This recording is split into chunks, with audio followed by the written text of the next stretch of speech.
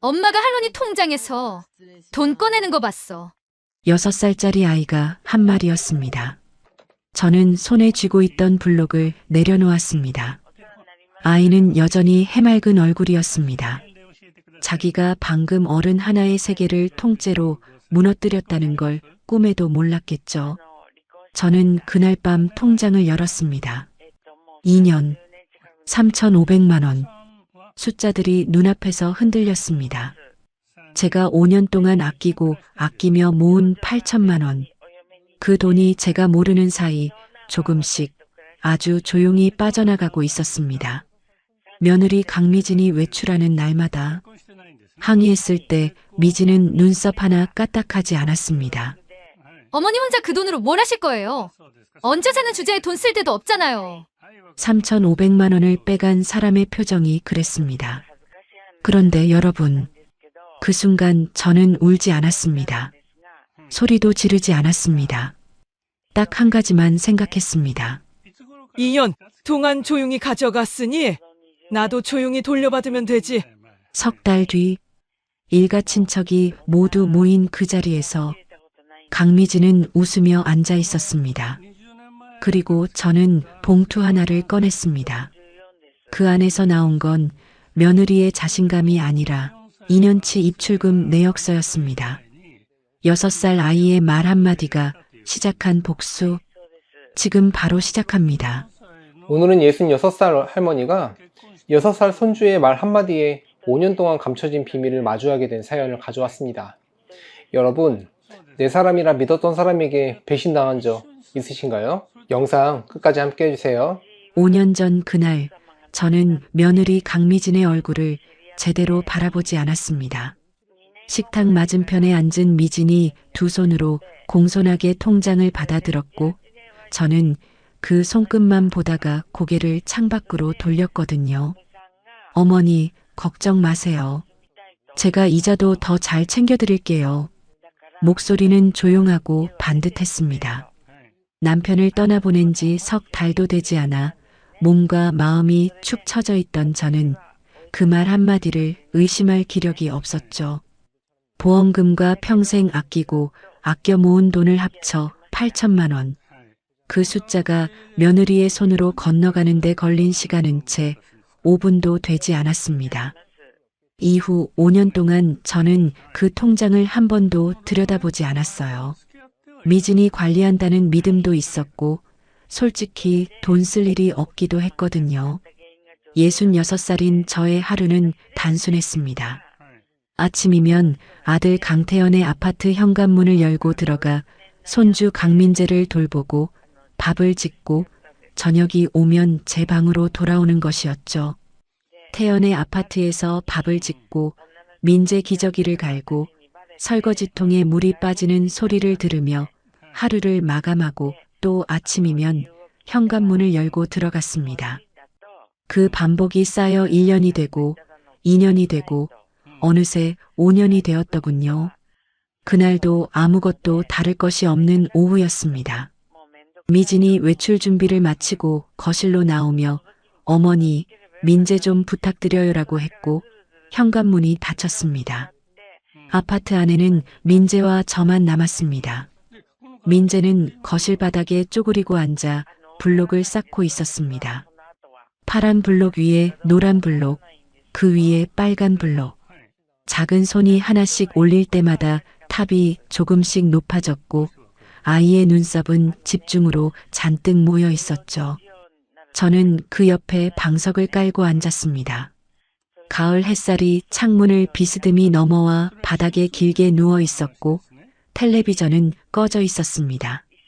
블록이 바닥에 닿는 작은 소리와 민재의 고른 숨소리 외에는 아무것도 들리지 않는 오후였어요. 그런데 민재가 갑자기 손을 멈췄습니다. 블록을 내려놓고 저를 한번 보더니 아무 말 없이 무릎으로 슬금슬금 기어 제 쪽으로 왔습니다. 가까이 오더니 손을 제 무릎에 살며시 얹고 작은 입술을 제 귀에 바짝 갖다 댔습니다. 할머니, 이건 비밀인데.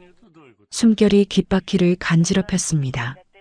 저는 몸을 살짝 숙이며 속삭였습니다. 말해봐.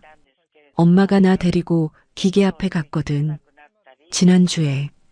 근데 거기서 할머니 통장 꺼냈어. 돈도 뽑았어.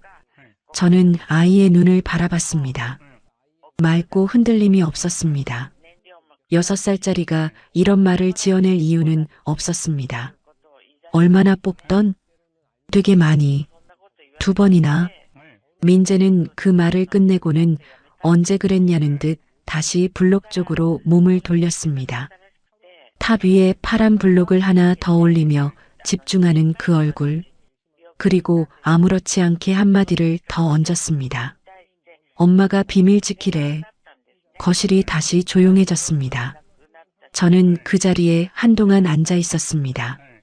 창가에 비스듬히 걸쳐 있던 햇살이 조금씩 기울었고 민재의 블록탑은 아이의 키만큼 높아졌다가 와르르 무너졌습니다.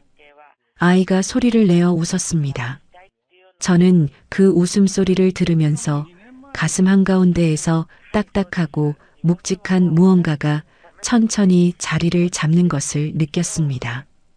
뜨겁지도 차갑지도 않은 것이었습니다. 그냥 단단해지려는 무언가가 안쪽에서 조용히 자라나고 있었죠. 아이에게 비밀을 당부한 사람이 누구인지 저는 알고 있었습니다. 그 사람이 왜 6살짜리 입에 자물쇠를 채우려 했는지도. 저는 천천히 일어났습니다. 외투를 꺼내 입으면서 민재를 봤습니다. 민재야, 할머니 잠깐 아래 다녀올게. 혼자 잘 있을 수 있지? 응. 블록을 다시 쌓기 시작하는 아이의 뒤통수를 한 번 더 보고 나서 저는 현관문을 조용히 닫았습니다. 은행은 아파트에서 걸어서 5분 거리였습니다. 그 5분 동안 저는 스스로를 안심시키려 했습니다. 괜찮을 거라고, 아이가 잘못 본 거라고, 혹시 다른 통장이었을 거라고. 그렇게 생각하면서도 발걸음은 점점 빨라졌고 신발 바닥이 인도를 두드리는 소리가 귓속에서 점점 크게 들렸습니다. 창구 직원이 2년치 거래 내역서를 출력해 내미는데 5분이 걸렸습니다. 저는 그 종이를 받아드는 순간 손이 멈췄습니다. 한 달에 한두 번, 빠짐없이 날짜도 가지런하게 25만 원 현금 인출, 300만 원 이체, 수취인 강민준, 50만 원 현금 인출, 500만 원 이체, 수취인 강민준. 손가락으로 숫자를 하나씩 짚어 내려갔습니다. 더하고 또 더했습니다. 3,500만 원, 8천만 원이었던 통장에 남은 건 4,500만 원이었습니다. 확인 다 되셨어요? 창구 너머 직원의 목소리가 아득하게 들렸습니다. 저는 대답하지 못한 채 종이를 두 손으로 꼭 쥐고 일어났습니다. 밖으로 나오니 가을바람이 뺨을 스쳤습니다. 하늘이 높고 파랬습니다. 이렇게 맑은 날에 이런 종이를 손에 쥐고 이렇게 서 있다는 것이 어딘가 어울리지 않는다는 생각이 잠깐 스쳤습니다. 강민준, 그 이름 석자가 머릿속에서 빠져나가질 않았습니다. 저는 내역서를 반으로 접어 외투 안주머니 깊숙이 밀어넣고 아파트 쪽으로 발걸음을 돌렸습니다. 다음 날 아침 저는 일찍 일어났습니다. 이불을 개고 세수를 하고 거울 속 제 얼굴을 한번 바라봤습니다. 간밤에 잠을 거의 못 잤는데도 눈이 퉁퉁 붓지는 않았어요. 눈물이 나지 않았거든요. 대신 눈 속 어딘가가 딱딱하게 굳어있는 느낌이었습니다. 돌멩이 하나를 삼킨 것처럼 묵직한 것이 가슴 어딘가에 박혀서 꼼짝도 하지 않았거든요. 저는 외투 안주머니에서 거래 내역서를 꺼내 식탁 위에 펼쳐놓았습니다. 접혔던 선을 따라 종이가 반듯하게 펴졌고 숫자들이 줄줄이 늘어서 있었습니다. 저는 그 옆에 조용히 앉아서 미진이 돌아오기를 기다렸죠. 민재를 어린이집에 데려다주고 돌아온 미진이 현관문을 열고 들어오다가 멈췄습니다. 식탁 위에 내역서를 본 겁니다. 딱 한 박자. 숨을 고르는 건지 당황한 건지 모를 그 짧은 정지가 있었고 미진은 이내 아무렇지 않다는 얼굴로 가방을 소파에 내려놓으며 다가왔습니다. 맞은편 의자를 빼고 앉으면서 내역서를 한번 흘겨보더니 입꼬리를 살짝 올리는 것이 보였습니다. 놀란 사람의 표정이 아니었습니다. 대비하고 있던 사람의 표정이었죠. 미진아. 저는 종이 위에 손을 얹으며 천천히 말을 꺼냈습니다. 이게 뭔지 나한테 설명해봐라.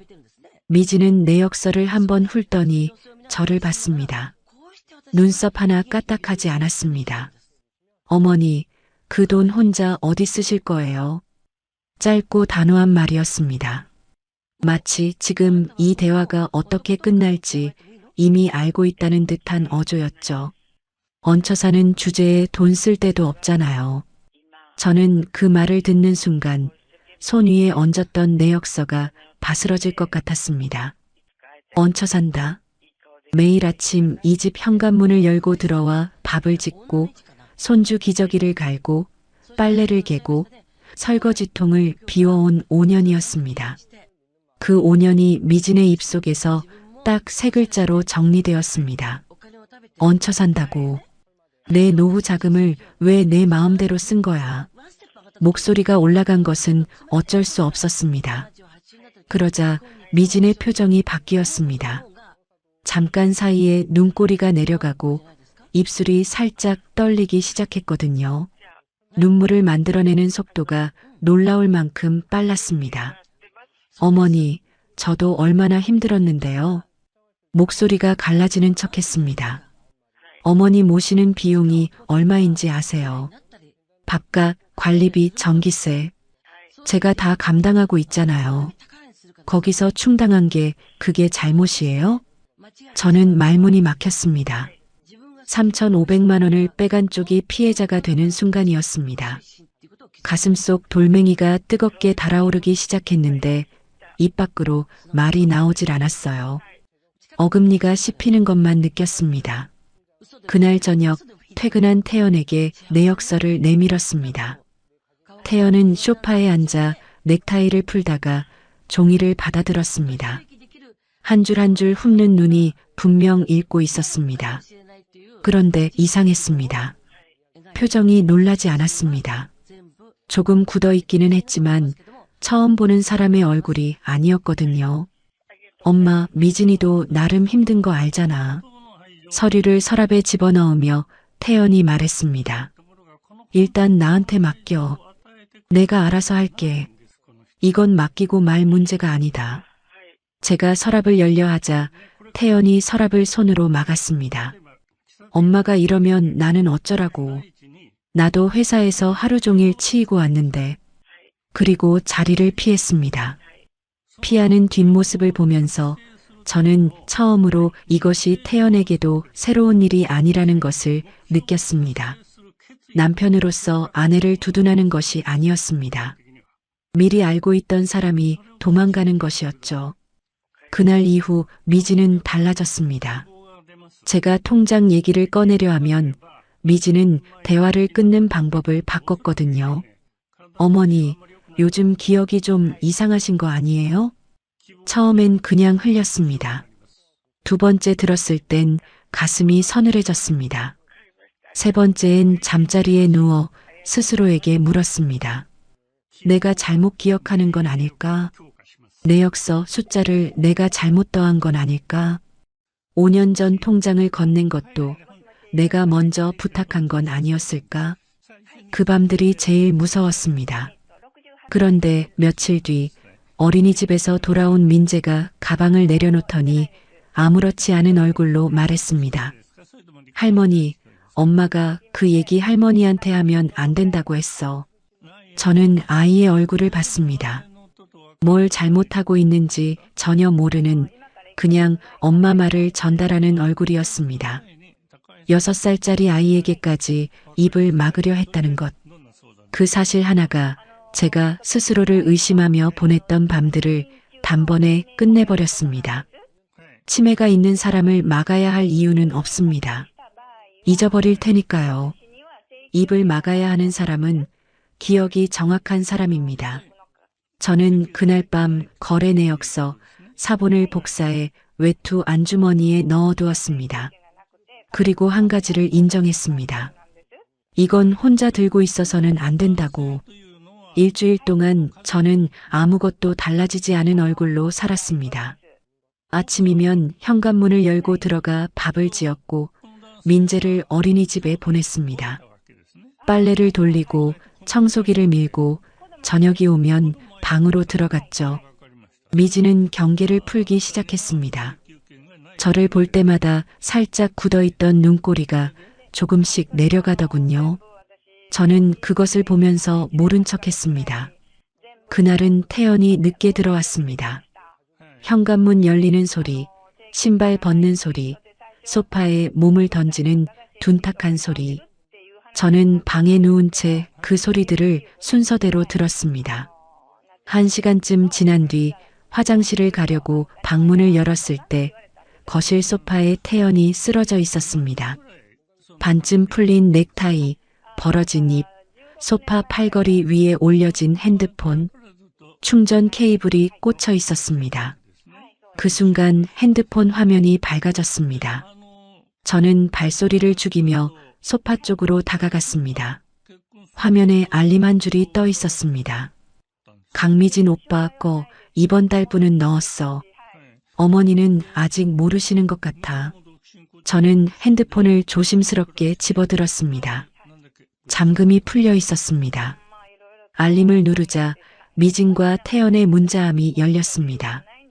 스크롤을 위로 올렸습니다. 더 위로 멈추지 않고 계속 2년 3개월 전이었습니다. 미진 오빠 사업비 갚는데 어머니 통장 써도 될까? 요즘 오빠 너무 힘들어서. 태연 들키면 안 돼. 조금씩 해. 미진 알았어. 티 안 나게 할게. 손가락이 화면 위에서 멈췄습니다. 강민준. 이체 내역서에서 3달 넘게 눈에 걸리던 그 이름. 미진의 오빠였습니다. 그리고 태연은 처음부터 알고 있었습니다. 몰랐던 것이 아니었습니다. 조금씩 하라고 먼저 말한 사람이 태연이었습니다. 저는 자신의 핸드폰을 꺼냈습니다. 태연의 핸드폰 화면을 사진으로 찍었습니다. 처음 알림 문자, 2년 3개월 전 대화, 최근 몇 달치 내용까지 한 장씩 천천히 손을 최대한 고정하면서 태연은 꼼짝도 하지 않았습니다. 저는 핸드폰을 소파 팔걸이 위에 내려놓고 방으로 들어갔습니다. 방문을 닫고 이불 속에 앉았습니다. 무릎을 끌어안고 등을 벽에 기댔죠. 태연이 12살이던 겨울이 떠올랐습니다. 독감이 사흘째 떨어지지 않아서 끙끙 앓던 아이였습니다. 남편은 지방 출장 중이었고 저 혼자 옆에 앉아 밤을 새웠습니다. 뜨거운 이마에 물수건을 올리고 식으면 다시 적시고 새벽 2시에 가느다란 목소리로 엄마하고 부르던 그 아이. 그 아이가 보낸 문자가 눈앞에서 지워지질 않았습니다. 들키면 안 돼. 조금씩 해. 이불 위로 뭔가 떨어지는 소리가 났습니다. 손등을 짚어보니 젖어 있었습니다. 눈물이라는 게 소리도 없이 이렇게 흐를 수 있다는 것을 그날 밤 처음 알았습니다. 창밖에서 바람소리가 가끔씩 들렸고 새벽 내내 잠이 오지 않았습니다. 다음 날 아침 저는 평소보다 10분 일찍 주방에 나와 밥을 안 쳤습니다. 미진이 일어나 와서 냉장고를 열었고 태연이 세수를 했습니다. 저는 국을 저으면서 어젯밤에 아무것도 보지 못한 사람의 얼굴을 유지했습니다. 눈밑이 묵직했지만 미진은 눈치채지 못했습니다. 태연이 식탁에 앉아 국그릇을 당겨갔습니다. 저는 그 손을 봤습니다. 2년 3개월 전에 핸드폰 자판을 두드리던 손이라는 것을 생각하면서 밥을 한 술 떠서 입에 넣었습니다. 씹히는 감각이 없었습니다. 그냥 삼켰습니다. 어머니, 오늘 민재 어린이집 제가 데려다 줄게요. 미진의 목소리가 부드러웠습니다. 그래. 저는 짧게 대답하고 국그릇을 들었습니다. 그것이 제가 할 수 있는 전부였거든요. 둘이 나가고 나서 혼자 설거지를 했습니다. 그릇을 헹구면서 물소리를 들었습니다. 거품이 배수구로 빠져나가는 것을 바라봤죠. 손이 조금 떨렸습니다. 뜨거운 물인지 차가운 물인지 잘 느껴지지 않았습니다. 아파트를 나서 엘리베이터를 탄 것은 오후였습니다. 게시판에 주민 공지들이 빼곡히 붙어 있었습니다. 그 사이에 반으로 접힌 작은 안내문 하나가 끼어 있었습니다. 모르고 지나치기 쉬운 크기였는데 어쩐지 그 종이의 글자가 먼저 눈에 들어왔습니다. 노인 재정 피해 무료 상담 복지관. 저는 핸드폰을 꺼내 사진을 찍었습니다.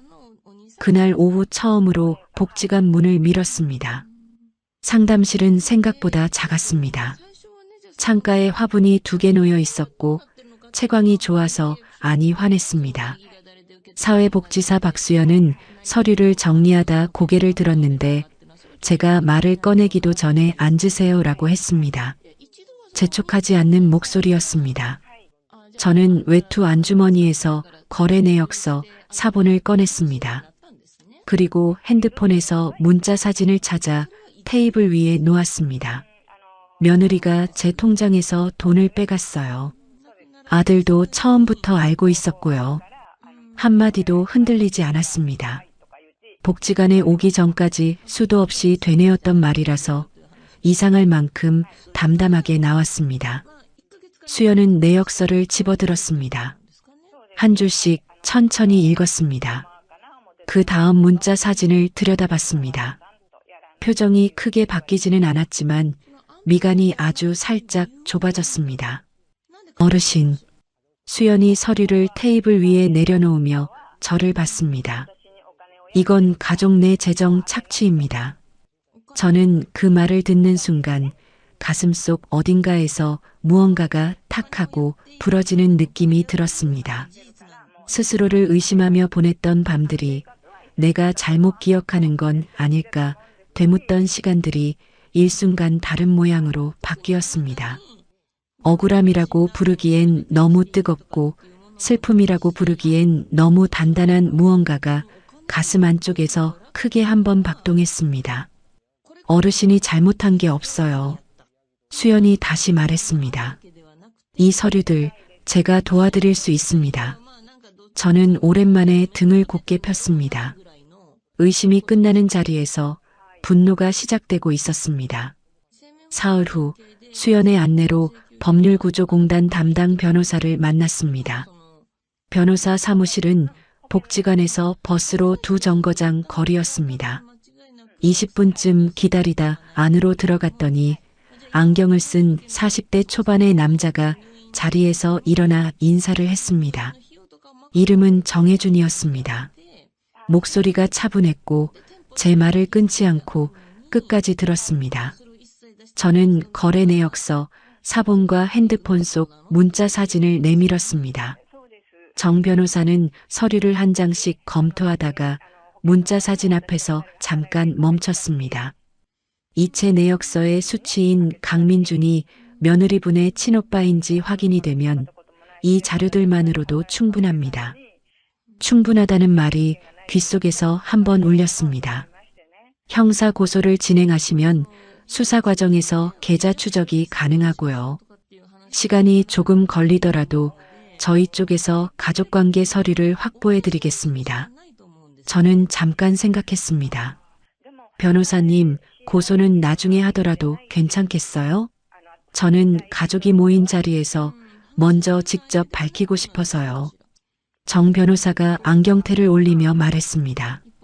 오히려 그쪽이 상대방한테 더 강하게 작용할 수 있습니다. 준비되는 대로 연락드리겠습니다. 사무실을 나서는데 발걸음이 올 때보다 가벼웠습니다. 뭔가를 맡긴 사람의 가벼움이었습니다. 저 혼자 들고 다닐 때는 그렇게 무겁던 것이 받아줄 사람이 생기니까 조금 달라지더군요. 일주일 만에 수연에게서 연락이 왔습니다. 복지관 상담실 테이블 위에 A4 봉투 하나가 놓였습니다. 봉투 겉면에는 아무것도 적혀 있지 않았습니다. 수연이 봉투를 제 앞으로 밀었습니다. 강민준 씨가 며느리분 친오빠 맞습니다. 가족관계 증명서 확보했고요. 이체 날짜, 금액, 수취인 정보 전부 정리해서 넣어뒀어요. 저는 봉투를 열었습니다.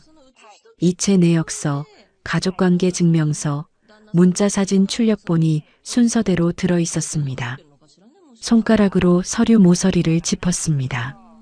종이의 감촉이 이상하게 선명하게 느껴졌습니다. 어르신, 이걸로 충분해요. 수연의 목소리가 조용했습니다. 저는 서류를 다시 봉투에 넣었습니다. 봉투 입구를 꼭 눌러 접으면서 5년이라는 시간의 무게가 이 얇은 종이 묶음 안에 들어있다는 것을 생각했습니다. 그날부터 저는 달라졌습니다. 아니, 정확히는 달라진 척을 했습니다. 다음 날 아침 미진이 일어나 주방으로 오는 소리가 들리자 저는 먼저 웃었습니다. 미진아, 어젯밤에 잠은 잘 잤어? 미진이 잠깐 멈췄습니다. 눈을 한번 깜빡이더니 조심스럽게 답했습니다. 네, 어머니는요? 나는 잘 잤지. 오늘 반찬 뭐 먹고 싶어? 내가 만들어줄게. 미진의 어깨에서 힘이 빠지는 것이 보였습니다. 경계하던 사람이 긴장을 내려놓는 순간이 이렇게 보이는구나 싶었습니다. 저는 그것을 놓치지 않으면서 냉장고를 열었습니다. 며칠이 지나자 미진은 저를 대하는 방식이 달라졌습니다. 아침에 눈이 마주치면 먼저 웃었고 어머니 드세요라며 과일을 깎아 들어왔습니다. 경계가 완전히 풀린 사람의 행동이었습니다. 그럴수록 저는 더 다정하게 굴었습니다. 민재도 더 열심히 봐주겠다고 했고 외출도 줄이겠다고 했습니다. 미진은 그 말을 듣더니 아이처럼 환하게 웃었습니다. 저는 그 웃음을 보면서 봉투를 생각했습니다. 장롱 안쪽 깊은 곳에 넣어둔 그 봉투를 어느 저녁이었습니다. 미진이 주방에서 나오더니 소파에 앉은 저 옆에 와서 다소곳이 앉았습니다. 어머니, 저 사실 어머니한테 많이 미안했어요. 목소리가 낮고 부드러웠습니다. 눈을 내리깔면서 손을 모았습니다. 그 자세가 어찌나 자연스럽던지 처음 보는 사람이었다면 진심이라고 믿었을 겁니다. 앞으로는 더 잘 모실게요, 어머니. 저는 미진의 손 위에 제 손을 얹었습니다. 그래, 우리 잘 지내보자. 웃으면서 말했습니다. 손바닥 아래로 미진의 체온이 느껴졌고 저는 그 따뜻함을 느끼면서 속으로 봉투 속 서류 목록을 하나씩 되짚었습니다. 이체 내역서, 가족관계 증명서, 문자 사진 출력본, 순서대로 빠짐없이. 사람이 가장 위험한 순간은 자신이 이겼다고 믿을 때라는 것을 저는 5년 동안 당하면서 배웠거든요. 며칠 뒤 태연이 퇴근하고 들어와 소파에 앉았습니다. 미진이 주방에서 저녁을 차리는 소리가 들렸고 민재는 방에서 장난감을 가지고 놀고 있었습니다. 태연이 낮은 목소리로 말했습니다. 엄마, 다음 달에 내 생일인 거 알지? 미진이가 친척들 다 부르고 싶다는데 저는 텔레비전을 보면서 짧게 대꾸했습니다. 그래, 좋지. 화해한 거 맞지, 엄마? 저는 그제야 태연을 봤습니다. 눈 속에 불안이 있었습니다. 정확히는 아직 정리가 안 된 사람의 눈이었습니다. 잘못했다는 마음과 들킬까봐 두려운 마음이 뒤섞인 채로 화해라는 말로 덮어버리고 싶은 눈이었죠. 화해했지. 저는 다시 텔레비전으로 눈을 돌렸습니다. 태연은 그 대답에 안심했는지 핸드폰을 꺼내 들었습니다. 그날 밤 저는 수연에게 짧은 문자를 보냈습니다. 날짜 정해졌어요. 다음 달 생일 파티. 수연에게서 곧 답이 왔습니다. 어르신, 잘하실 수 있어요. 저 여기 있을게요. 저는 핸드폰을 내려놓고 장롱 앞으로 갔습니다. 문을 열고 안쪽 깊은 곳에 손을 넣었습니다. 봉투가 손에 잡혔습니다. 꺼내서 한번 확인했습니다. 이체 내역서, 가족관계 증명서, 문자 사진 출력본, 전부 있었습니다. 저는 봉투를 다시 장롱 안에 넣고 문을 닫았습니다. 3주. 숫자가 머릿속에 또렷하게 박혔습니다. 저는 방 안불을 끄고 자리에 누웠습니다. 천장을 바라보는데 눈이 맑았습니다. 밤이 다 지나도록 잠들지 못했던 그 밤들과 달리 이상할 만큼 고요했습니다. 기다리는 일이 이렇게 편안할 수도 있다는 것을 처음 알았습니다. 준비가 된 사람에게 기다림은 공포가 아니라 고요입니다. 파티 2주 전 수연과 복지관 앞 벤치에 나란히 앉았습니다. 늦가을 오후였습니다. 바람이 가끔씩 불었고 불 때마다 은행나무잎 몇 장이 벤치 앞 보도블록 위로 내려앉았습니다. 수연이 종이컵 2개에 국화차를 따라줬습니다. 받아드니 손바닥이 따뜻해졌습니다. 국화향이 코끝을 조용히 건드렸습니다. 한동안 둘 다 말이 없었습니다. 어르신, 무섭지 않으세요? 수연이 먼저 물었습니다. 질문이라기보다 조심스럽게 꺼낸 말에 가까웠습니다. 저는 컵을 두 손으로 감싸쥐면서 잠깐 생각했습니다. 무서운 건 진작에 지나갔어요. 수연이 저를 봤습니다. 혼자 의심하던 그 밤들이 제일 무서웠지. 내가 잘못 기억하는 건가? 내가 이상한 건가? 그게 제일 무서웠어요. 수연은 아무 대꾸도 하지 않았습니다. 차를 한 모금 마시며 앞을 봤습니다. 저도 앞을 봤습니다. 보도블록 위에 내려앉은 은행잎 하나가 바람에 밀려 천천히 구르다가 멈췄습니다. 그 침묵이 편했습니다. 위로한다고 말을 보태지 않는 사람 옆에 있는 것이 이렇게 편안하다는 것을 저는 오래간만에 알았습니다. 그 무렵 저의 하루는 겉으로 보기에 아무것도 달라진 것이 없었습니다. 아침이면 현관문을 열고 들어갔고 밥을 지었습니다. 민재를 어린이집에 보낸 뒤 청소기를 밀었고 빨래를 갰습니다. 미진이 외출하면 조용한 거실에 앉아 창밖을 봤습니다. 가을 하늘이 높고 맑은 날이 계속됐습니다. 달라진 것이 있다면 저는 더 이상 잠을 못 이루지 않는다는 것이었습니다. 어린이집에서 돌아온 민재가 신발을 벗다 말고 달려와 제 무릎에 올라탔습니다. 오늘 어린이집에서 친구랑 싸웠다고, 근데 나중에 화해했다고, 그래서 과자 나눠 먹었다고, 쉬지 않고 떠드는 입을 들으면서 등을 토닥였습니다. 할머니, 기분 좋아? 민재가 갑자기 물었습니다. 왜? 할머니 요즘 자꾸 웃어. 저는 아이의 얼굴을 내려다봤습니다. 눈썹이 살짝 올라가 있었습니다. 진짜 궁금해서 묻는 얼굴이었습니다. 민재 보면 기분 좋지. 나 보면 왜 기분 좋아? 그냥은 이유가 아니잖아. 어이없게도 피식 웃음이 나왔습니다. 웃음이 나온 것이 스스로도 놀라웠습니다. 5년 동안 이 집에서 웃을 때마다 이유를 따지다가 이유 없이 웃어버린 겁니다. 민재가 그 웃음을 보고 따라 웃었습니다. 아이의 웃음소리는 높고 맑았습니다. 창문을 넘어 들어오는 햇살이 거실 바닥에 넓게 깔려 있었고 그 안에서 민재의 웃음소리가 퍼졌습니다. 저는 그 순간이 어딘가에 새겨지는 것을 느꼈습니다. 나중에 돌아볼 수 있게 단단하고 선명하게. 어느 저녁 미진이 주방에서 나와 거실 소파에 앉으며 말했습니다. 어머니, 파티 자리 맨 앞에 제일 좋은 데로 마련해뒀어요. 목소리가 밝았습니다. 파티 준비에 들떠있는 사람의 목소리였습니다. 고맙다. 저는 텔레비전에서 눈을 떼지 않고 짧게 말했습니다. 미진은 잠깐 저를 보더니 소파 팔걸이에 기대며 덧붙였습니다.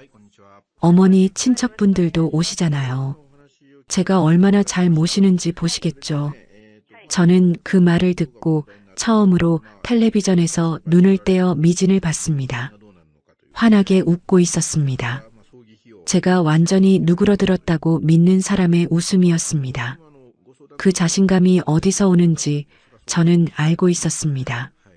이겼다고 생각하는 사람만이 그렇게 웃을 수 있거든요. 그래, 잘 부탁한다. 저는 다시 텔레비전으로 눈을 돌렸습니다. 미진이 어머니가 이해해 주셔서 정말 다행이에요라고 말하며 방으로 들어가는 발소리가 들렸습니다. 발소리가 완전히 사라질 때까지 기다렸다가 저는 장롱 쪽으로 눈을 돌렸습니다. 거기까지 거리는 3걸음이었습니다. 파티 사흘 전이었습니다. 민재가 잠든 뒤 저는 핸드폰을 들고 방으로 들어갔습니다. 화면을 켜고 저장해둔 문자 사진들을 하나씩 열었습니다. 오빠 거 이번 달분은 넣었어. 어머니는 아직 모르시는 것 같아. 들키면 안 돼. 조금씩 해. 프린터로 출력했습니다. 두 손으로 종이를 잡고 흔들림 없이 나오는지 확인했습니다. 이체 내역서, 가족관계 증명서, 문자사진 출력본. 장롱에서 봉투를 꺼내 순서대로 다시 넣었습니다. 봉투 입구를 접었습니다. 2번 눌렀습니다. 그리고 외출용 핸드백을 꺼냈습니다. 평소에는 잘 쓰지 않는 명절에 가끔 드는 작은 가방이었습니다. 안쪽 주머니에 봉투를 밀어 넣었습니다. 딱 맞게 들어갔습니다. 지퍼를 닫고 핸드백을 현관 신발장 위에 올려뒀습니다. 끝이었습니다. 더 확인할 것이 없었고 더 준비할 것도 없었습니다. 저는 그 자리에 서서 현관 신발장 위에 핸드백을 한번 봤습니다. 아무 무늬도 없는 짙은 갈색 가방이었습니다. 평범했습니다. 안에 무엇이 들었는지 겉으로는 알 수 없는. 방으로 들어가 불을 껐습니다. 이불 속에 누웠습니다. 눈을 감으니 아까 민재가 웃던 장면이 먼저 떠올랐습니다. 그 다음에는 복지관 벤치에서 수연이 은행잎 구르는 것을 바라보던 옆모습이 떠올랐습니다. 그리고 아무것도 떠오르지 않았습니다. 사흘 뒤 미진은 그 자리에서 가장 높은 곳에 있을 겁니다. 효부 소리를 들으며 친척들의 칭찬을 받으며 그래야 했습니다.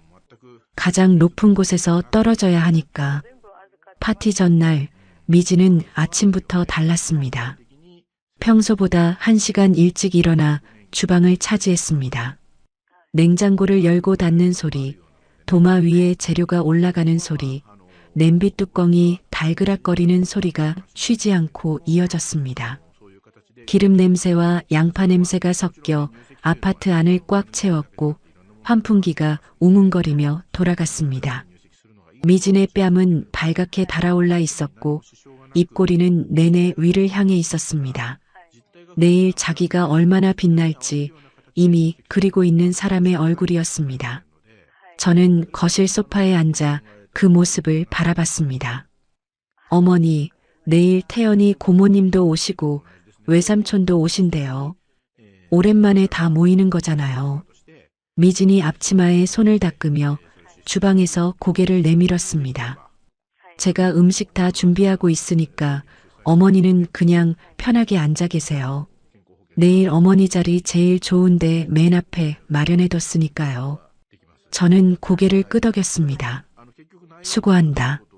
미진은 그 말에 환하게 웃더니 다시 주방으로 들어갔습니다. 냄비를 젓는 소리가 다시 시작됐습니다.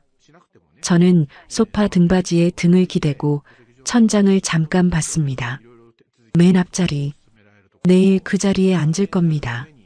미진이 마련해준 그 자리에서 미진이 준비한 음식을 먹고 친척들이 건네는 칭찬을 들을 겁니다. 그리고 그 자리에서 봉투를 꺼낼 겁니다. 저녁이 되자 태연이 들어왔습니다. 현관에서 구두 벗는 소리가 났고 거실로 나온 태연은 주방을 한번 들여다보며 많이 했네라고 했습니다. 미진이 오늘 거의 다 했어라고 받아쳤고 둘이 잠깐 부드럽게 웃는 소리가 들렸습니다. 태연이 거실로 나와 소파에 앉았습니다. 민재는 이미 방에서 잠들어 있었고 미진이 주방에서 정리하는 소리만 가끔씩 들렸습니다. 태연이 핸드폰을 만지작거리다가 내려놓았습니다. 그리고 목을 가다듬었습니다. 엄마, 저는 태연을 봤습니다. 내일 파티 때 있잖아. 말을 시작하고 멈췄습니다. 핸드폰을 다시 집었다가 내려놓는 손이 보였습니다. 미진이 힘들게 하지 마. 친척들 앞이잖아. 저는 아무 말도 하지 않았습니다. 그 통장 얘기 꺼내지 말라고. 엄마, 태연은 마지막 말을 하면서 저를 보지 않았습니다. 시선이 바닥 어딘가를 향해 있었습니다. 말은 경고였지만 그 눈은 경고하는 사람의 눈이 아니었습니다. 들킬까봐 무서운 사람의 눈이었습니다. 내가 뭘 어떻게 하겠냐? 저는 짧게 말했습니다. 태연이 그 대답을 듣고 등받이에 몸을 기댔습니다. 핸드폰 화면을 켰습니다.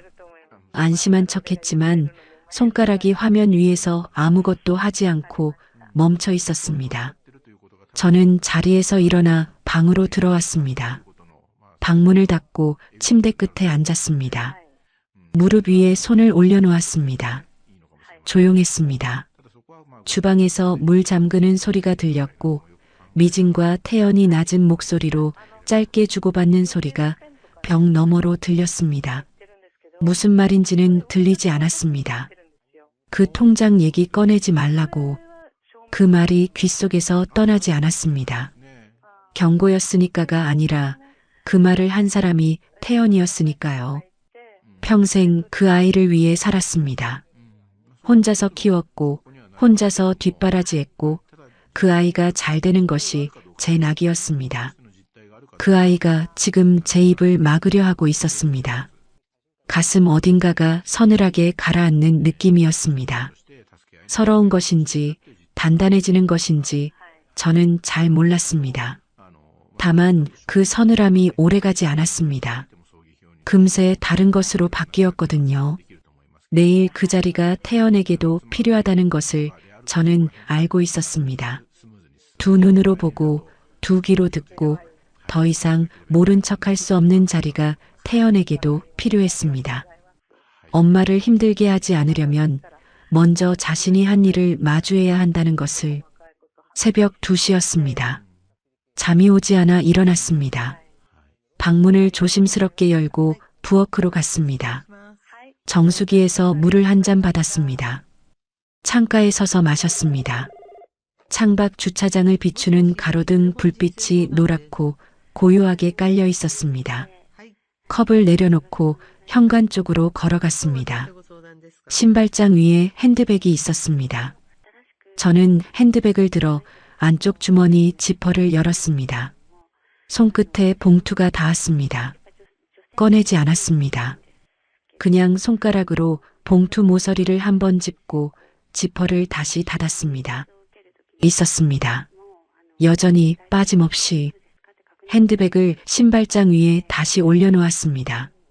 주차장 가로등이 현관 유리문 틈으로 가느다랗게 들어와 바닥에 선 하나를 그어놓고 있었습니다. 저는 그 선을 밟으며 방으로 돌아왔습니다. 이불 속에 누웠습니다. 눈을 감았습니다. 내일이면 됩니다. 딱 하루. 태연이 그 통장 얘기를 꺼내지 말라고 했습니다. 맞는 말이었습니다. 저도 통장 얘기 같은 건 꺼낼 생각이 없었거든요. 이체 내역서, 가족관계 증명서, 문자 사진 출력본. 말 대신 그것들이 말할 테니까요. 눈꺼풀이 조용히 무거워졌습니다. 바람소리가 창문을 한번 건드리고 지나갔습니다. 그리고 이번엔 잠이 왔습니다. 파티 당일 오후 2시 태연의 거실은 사람들로 가득 찼습니다. 태연의 고모 강정숙 내외, 태연의 외삼촌 오병수 내외, 미진 쪽 친척 서너 명, 거기에 오래된 지인들까지 모두 12명이 거실과 식탁 주변을 채웠습니다. 음식 냄새와 사람 냄새가 뒤섞였고 웃음소리와 말소리가 겹겹이 쌓였습니다. 미진은 달랐습니다. 앞치마도 없이 말끔하게 차려입은 채로 음식을 날랐습니다. 누가 뭘 달라기 전에 먼저 갖다 놓았고 어른 앞에서는 허리를 굽혔습니다. 태연의 고모 강정숙이 젓가락을 들다가 말고 감탄했습니다. 아이고, 요즘 세상에 이런 며느리가 어디 있어. 태연이 복받았네, 복받았어. 미진이 수줍은 듯 고개를 숙였습니다. 별 말씀을요, 고모님. 당연히 해야죠. 저는 그 자리 맨 앞에 앉아 있었습니다. 미진이 마련해준 자리였습니다. 앞이 탁 트여 거실 전체가 보이는 모든 사람의 시선이 모이는 자리였습니다. 잘 됐다고 생각했습니다. 태연이 자리에서 일어나 컵을 들었습니다. 오늘 이렇게 와주셔서 감사하고요. 특히 이 자리 처음부터 끝까지 준비한 미진이한테 박수 한번 쳐주세요. 박수 소리가 거실을 채웠습니다. 미진이 환하게 웃으며 고개를 숙였습니다. 뺨이 발그레했습니다. 칭찬받는 것이 당연한 사람의 얼굴이었습니다. 친척들의 시선이 일제히 미진에게 쏠렸고 미진은 그 시선들을 온몸으로 받아내고 있었습니다. 바로 그 순간이었습니다. 저는 조용히 자리에서 일어났습니다. 핸드백을 무릎에서 들어 안쪽 주머니 지퍼를 열었습니다. 봉투가 손에 잡혔습니다. 꺼내 식탁 위에 올려놓으면서 말했습니다. 저도 드릴 말씀이 있어서요. 목소리가 얼마나 차분하게 나왔는지 스스로도 놀랐습니다. 웃음소리가 가라앉았습니다. 사람들의 시선이 미진에게서 저에게로 옮겨왔습니다. 미진의 웃음이 멈췄습니다. 입꼬리가 제자리를 찾지 못하고 어중간하게 굳어버렸습니다. 저는 봉투에서 2년치 이체 내역서를 꺼내 식탁 위에 펼쳤습니다. 제 통장입니다. 8천만 원이 있었어요. 손가락으로 첫 번째 줄을 짚었습니다. 2년 전 7월 14일 300만 원 이체 수취인 강민준. 다음 줄을 짚었습니다.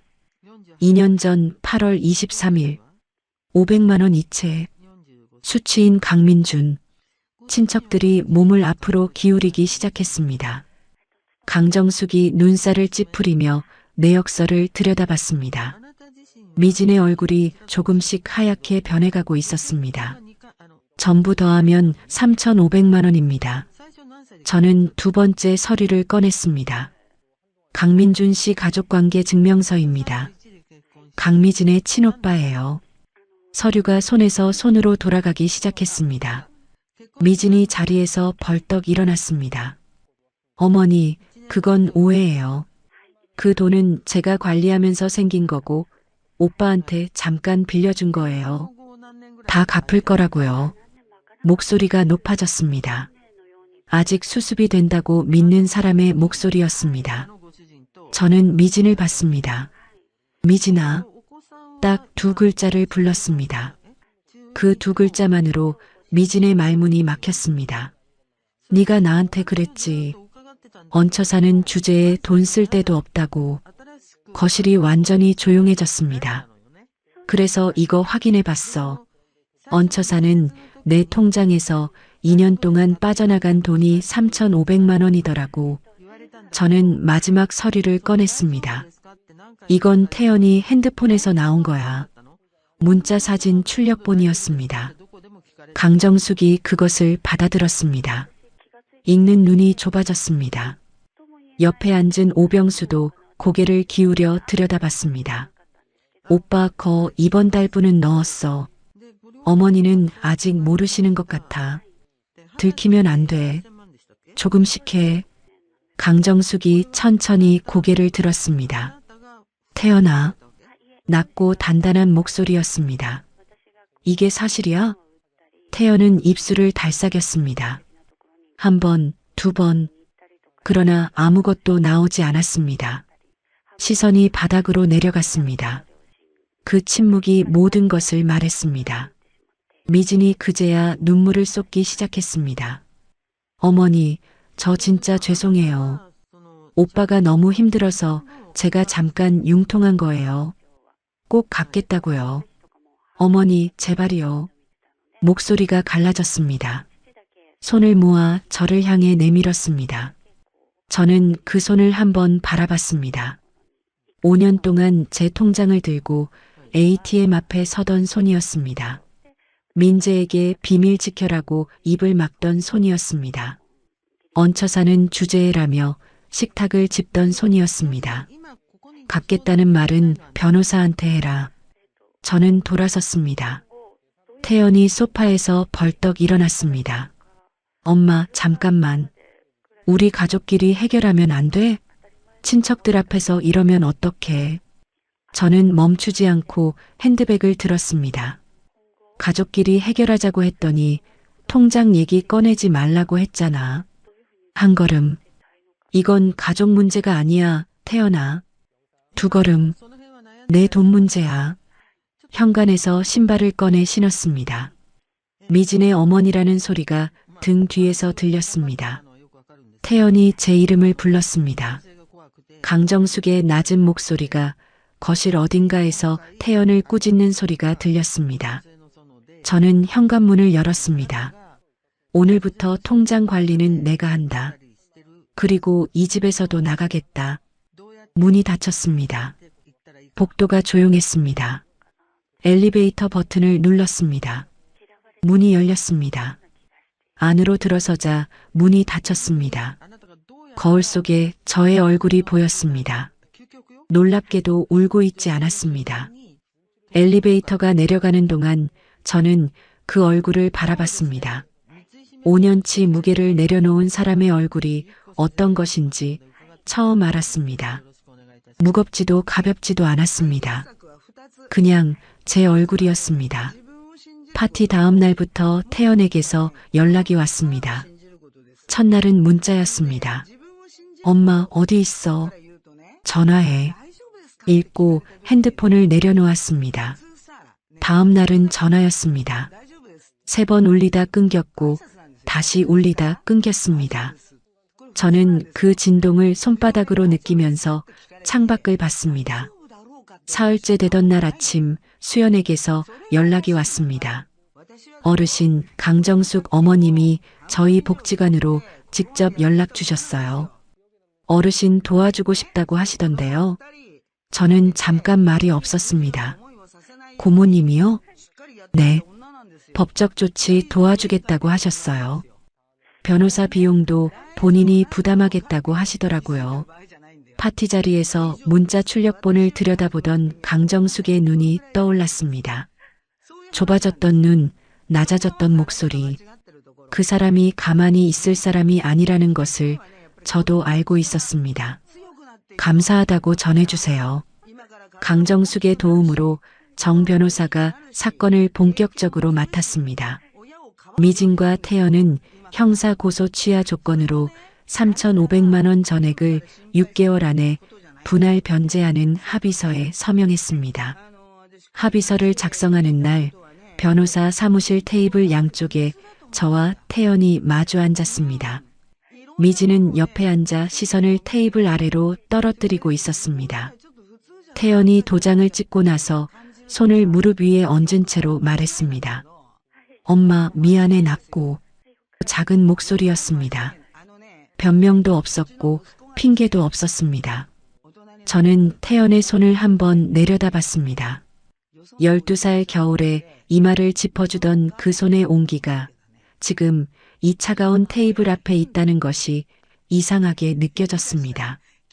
서럽다거나 원망스럽다거나 그런 것들이 아니었습니다. 다만 어딘가 먼 곳에 있는 것처럼 아득했습니다. 알았다. 그것이 제가 할 수 있는 전부였습니다. 변호사 사무실 문을 나서는데 가을 햇살이 계단 위로 길게 누워 있었습니다. 저는 그 햇살 위를 걸어 내려갔습니다. 발바닥에 계단의 감촉이 느껴졌습니다. 한 칸 한 칸. 홀가분하다는 것이 무엇인지를 몸으로 알았습니다. 태연의 아파트에서 나온 저는 복지관 인근의 작은 원룸으로 거처를 옮겼습니다. 이사 첫날 짐이라고 해봐야 옷 몇 벌과 이불 하나, 그리고 장롱 안쪽 깊은 곳에 넣어뒀던 봉투가 전부였습니다. 봉투는 이미 소임을 다했으니 이제 버려도 됐습니다. 그런데 어쩐지 버릴 수가 없어서 새 서랍 맨 안쪽에 다시 넣어뒀습니다. 제가 스스로 되찾았다는 증거니까요. 짐을 다 풀고 나서 창가에 서봤습니다. 작은 창이었지만 하늘이 보였습니다. 아파트에서 보던 것과 같은 하늘인데 이상하게 달랐습니다.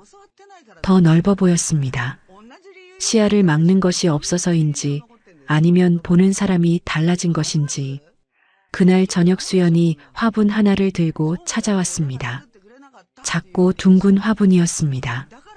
연두색 잎이 4장 달린 작은 식물이었는데 수연은 창가에 올려놓으면 잘 자란다고 했습니다. 어르신, 이거 물만 잘 주면 쑥쑥 커요. 이름이 뭐야, 이거? 스킨답서스요. 잘 안 죽어요. 어지간하면. 저는 화분을 창가 선반 위에 올려놓았습니다.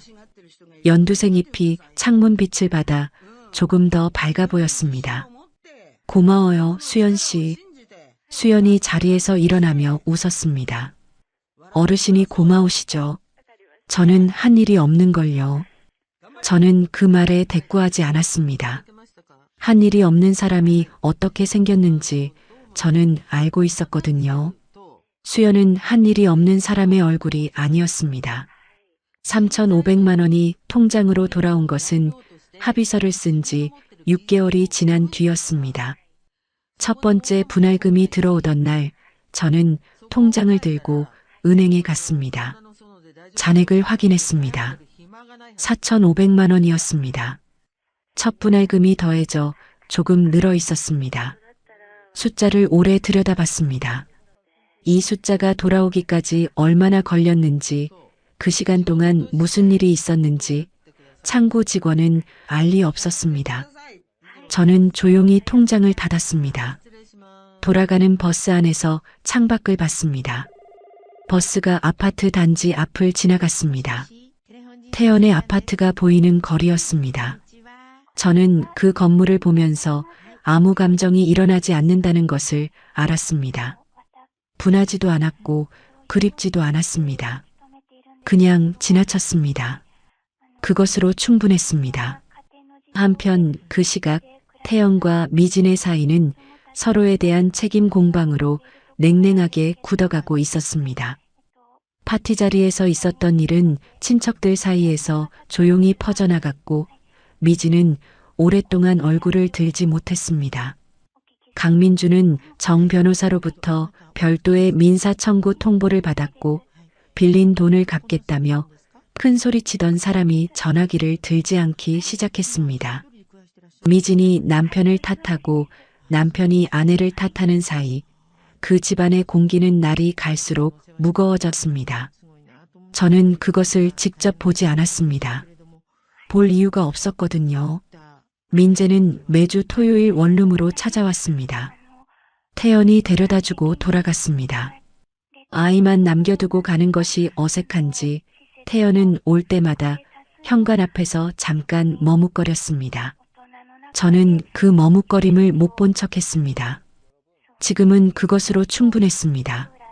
민재를 위해 블록 세트를 새로 하나 샀습니다. 창가 선반 위 수연이 가져다준 화분 옆에 올려뒀습니다. 민재가 올 때마다 그것을 꺼내 쌓았습니다. 원룸 바닥이 좁아서 크게 만들기는 어려웠지만 아이는 개의치 않았습니다. 좁으면 좁은 대로 쌓고 무너지면 무너진 대로 웃었습니다. 어느 토요일 오후였습니다. 민재가 블록을 쌓다가 고개를 들었습니다. 할머니 할게? 라고 묻는 것처럼 저를 봤습니다. 저도 바닥에 앉아 블록을 하나 집어 탑 위에 얹었습니다. 민재가 그 위에 하나를 더 얹었습니다. 그렇게 몇 번을 주고받다가 민재가 갑자기 손을 멈췄습니다. 할머니, 응? 나 그때 비밀 말해도 됐어? 저는 아이의 얼굴을 봤습니다. 까맣고 맑은 눈이었습니다. 잘한 것인지 못한 것인지 아직도 모르는 얼굴이었습니다. 그 눈 속에 어떤 무게도 없었습니다. 아이는 그냥 궁금했던 겁니다.